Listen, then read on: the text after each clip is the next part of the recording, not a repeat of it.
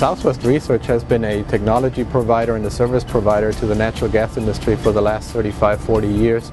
A semi-active valve moves the technology of the state-of-the-art of valve technology from a purely passive device to an electronic device that is self-adjusting and self-controlling.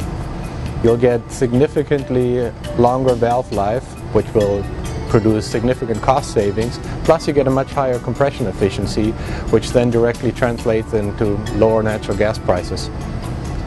The principal application areas for the valve is in the area of production of natural gas in the oil field, transport of natural gas through the pipeline to the consumer, and also in the refinery industry in the production of gasoline and user gases.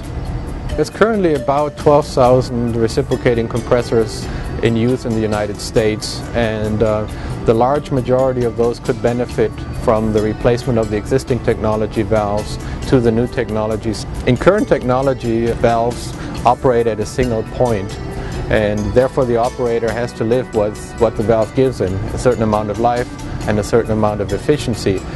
With a semi-active valve you get an enhancement both in life and in efficiency, but beyond that the operator can also say, look, at this point I need more efficiency and I really don't care about the life of the valve because I have a very high production period. And so he can selectively set the valve up to run at a higher efficiency and maybe at the cost of a little bit of life, but he gets the efficiency at the times when he needs it. At other times when production is low, he may decide to say, okay, I don't really need the efficiency right now, but I really could use a lot more life because I don't want to have to shut down my machine for maintenance. And so he can set the valve up for a longer life and a lower efficiency. Conventional, traditional valves are purely passive. They use springs for damping inside, and so they function fairly well at one operating condition. Unfortunately, most compressors don't operate at a single operating condition. They'll operate over a very wide range of pressures, temperatures, speeds.